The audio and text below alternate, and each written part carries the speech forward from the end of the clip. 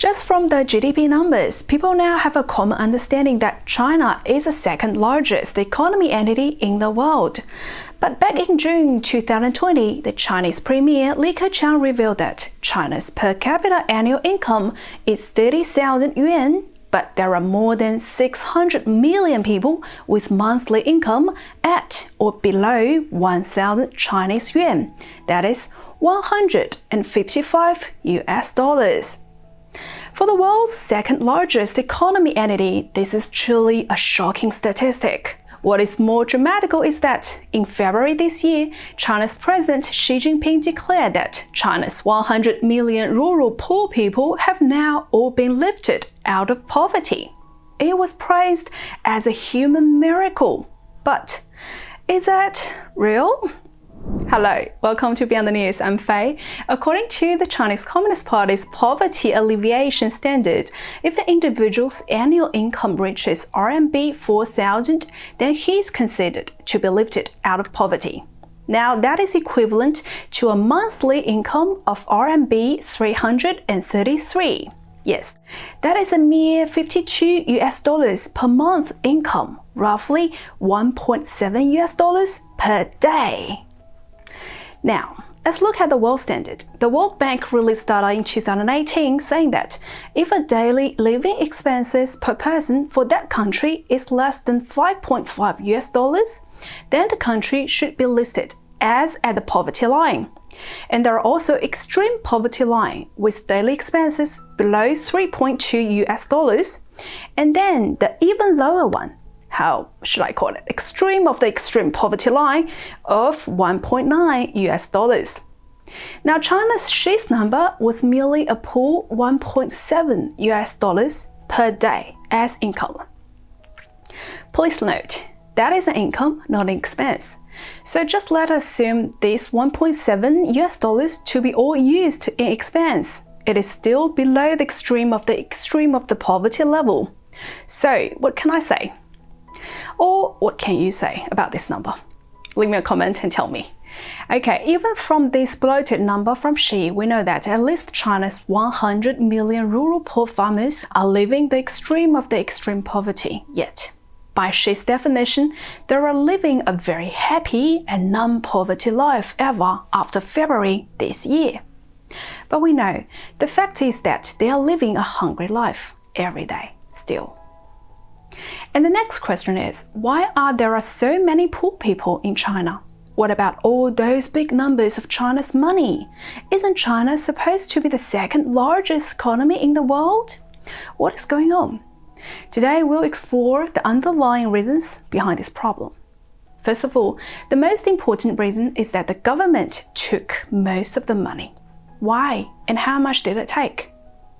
In 2019, for the so-called 70th anniversary of the founding of the People's Republic of China, the Chinese Communist Party's official media trumpeted that for 13 consecutive years, China's fiscal revenue has ranked first in the world. The so-called fiscal revenue, as we know, is the sum of all funds raised by the government to perform its functions, such as implementing its public policies and providing public goods and services. The main source of the government funds is taxes paid by citizens. The Forbes Global 2005 Tax Burden Index found that mainland China is the world's second heaviest tax burden region after France. And of course, it is the heaviest tax burden country in Asia. Let's do some simple math here. A Chinese with a monthly income of 10,000 yuan must pay 14% of the individual income tax, then another 12% for the Housing Provident Fund, then 8% for the pension insurance, and then 4% for the medical unemployment insurance. These items add up to a total of 3,800 yuan. If all the remaining 6,200 yuan income is used for personal consumption, you will need to pay another extra 70% of the value-added tax and 28% of various miscellaneous taxes for your own consumption goods. The total tax paid in 1 month would roughly be 4,200 yuan, accounting for 42% of the monthly income. Surprise! And let's take 2014's figure as an example. The payroll tax accounted for 65% of the government tax revenue in China. And back in 2005, this proportion was roughly at 55%. So within 10 years, this percent was increased. There was an increase of 10%. And recent data available for Chinese people with monthly income around 8K to 38K accounted for only 8.4% of the working population, but they've contributed nearly 60% of their salary to the government personal income tax revenue. And these 8.4% people have the following labors. Generation Y, mainly engaged in education, manufacturing, finance, and IT industries. They're mostly bachelor degree holders and are well educated. Out of this 8.4% population, and 30% of them are concentrated in cities like Beijing and Shanghai, where the housing prices are one of the highest in the world. But what many of them don't know is that while they're paying for one of the most expensive housing prices in the world, they're also contributing nearly 60% to the nation's total personal tax revenue. So this is the crowd that is highly consistent with the lying flat movement crowd we have talked about some time ago. We've just mentioned the government's revenues are from the people. If the government is using it mainly for the welfare of the people, then that would be nice, wouldn't it? However, that doesn't seem to be the case for China. The Chinese government's tax revenue numbers seem to be on top of the world, but its national welfare system is humbly sitting right at bottom in the world. Now, generally speaking, a government usually spends its revenues on things like education, healthcare, housing, and welfare systems. Spending in these areas would directly benefit people. According to the statistics, the welfare American people can enjoy is 42% of the taxes they pay to the government. And in Britain, the number is 49%. And for Canada, it sits right at the top of the chart, which is 52%. Then what percentage of welfare do you think Chinese people can enjoy from the tax payment to the government? It is just 8%. For example, in 2009, the Chinese government's public education spending was only 3.5% of the national GDP amount. Not only is it sitting way behind developed nations' 5% average, it is even lower than the middle-income countries, which is 4%. The same year of 2009, Chinese residents' private health spending was 38%, while the US residents' private health spending was 14.3%. Then, since Chinese government's revenue is sitting on top of the chart in the world, yet its welfare payment to its people is sitting right at the bottom of the chart, where did all the money go then? Two places. One is to take care of the huge number of public servants. Secondly, Chinese Communist Party's very own stability maintenance fee. First, let's talk about the CCP's bloated bureaucratic system. Let's do a simple comparison. For New York State, as economy center of the world, its population is 19 million, its GDP $2 trillion. The leadership team with 6 people.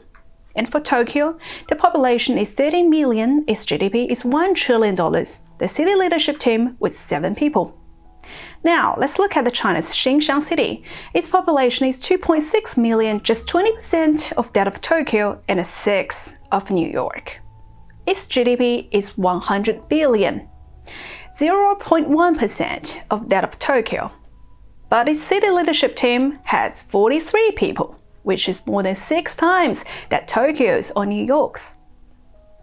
Not only there are more public servants to look after, but the individual cost for each public servant in China is also far greater. In 2007, the expenses in study abroad, private transportation, and eating and drinking for the Chinese public servants, by just counting only these 3 categories of spending together, it cost 900 billion yuan, which is 140 billion US dollars. That is 5 times as much as the Chinese government spent on public health care and 8 times as much on public education.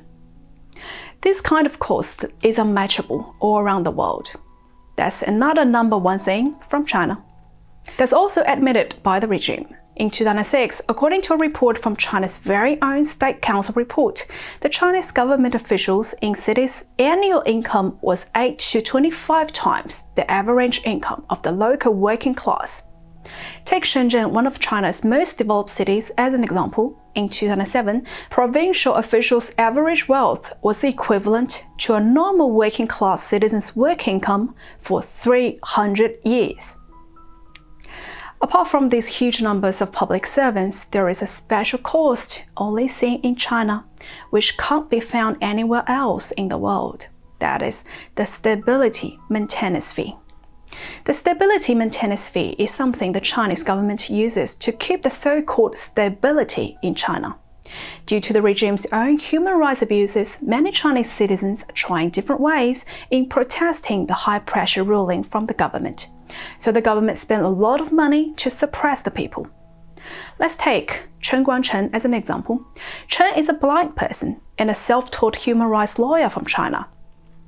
He often took on sensitive human rights cases that the Chinese regime didn't like, which made him a sore point for the CCP's ruling. And in 2020, he left China and went to the United States. When he was still back in living China, in order to stabilize him, the Chinese regime had spent a lot of stability maintenance fee on Chen alone. During 2005 to 2012, the local government hired hundreds of people to watch over Chen, who is a blind person. According to reports, in 2008 alone, the local government spent 30 million yuan, which is $4.6 million stability maintenance fee on his case. And in 2011, the cost doubled and exceeded 60 million yuan. That was $9.3 million. If we count the year in between, just to stabilize Chen, the cost exceeded 200 million yuan. And sadly, Chen Guangcheng is not the only person needed to be stabilized in China.